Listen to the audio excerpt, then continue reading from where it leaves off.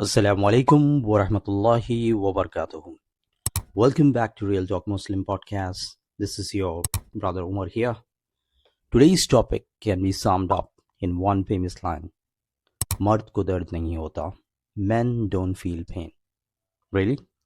Then why does the whole house turn into a hospital when a man gets a fever? Why does a minor headache become a full medical investigation? Jokes aside, if men don't feel pain, why there is so much silence? Why so much anger? Why so much unexplained exhaustion?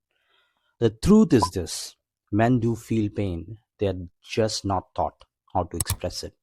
From a young age, men are taught, don't cry, be strong. Emotions are weakness, what people say. Psychology tells us something very clear. Emotions that are suppressed don't disappear. They come back as anger, stress, addiction, burnout, or emotional shutdown. Islam never taught men to be emotionless. Our Prophet ﷺ, the strongest man ever to walk this earth, cried. He cried for his son. He cried out of concern for his ummah. He cried in dua, and he said that tears from the eyes and the pain in the heart are mercy from Allah. So let's be clear. Crying is not weakness. Feeling pain doesn't mean lack of faith. Suppressing emotions, it's not patience. Now let's talk about the real issue men face. First, the pressure to provide. Many men live with the belief, if I fail financially, I fail as a man. Psychology calls this chronic provider stress. Islam reminds us, provision comes from Allah. Responsibility doesn't mean self-destruction. Second, emotional loneliness. Men often have people around them, but no space to open up. But if they talk, they are judged. If they cry, they are mocked. So they're silent. And silence doesn't heal, it hardens. Third, the anger silence cycle. Unspoken pain builds pressure. Pressure turns into anger.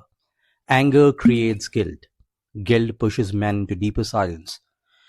Islam calls this the struggle of the nerves. Psychology calls it emotional suppression. Different words, same reality. Now let's talk solution. In Islam, sabr doesn't mean denying pain. Sabr means acknowledging pain while controlling destructive reactions. Psychology agrees, naming emotions reduce their intensity. Dua is not just worship, it's therapy. When you speak honestly to Allah, you realize what your heart has been carrying.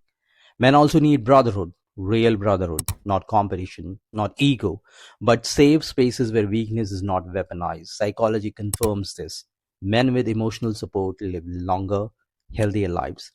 And we must redefine strength. Strength is not silence. Strength is not emotional numbness. Strength is self-control. Prophet ﷺ said, the strong one is not the one who overpowers others, but the one who controls himself when angry. That is emotional intelligence, centuries before psychology named it. To every man listening today, you're not weak for feeling tired. You're not weak for crying. You're not weak for asking for help. Even the prophets felt pain. Mental health care doesn't mean weak iman. Taking care of your mind and heart is an amana. So the next time someone says, men don't feel pain, mard ko dard nahi hota, tell them this: men do feel pain, and Islam teaches us how to heal it. Assalamu alaikum wa rahmatullahi wa barakatuh.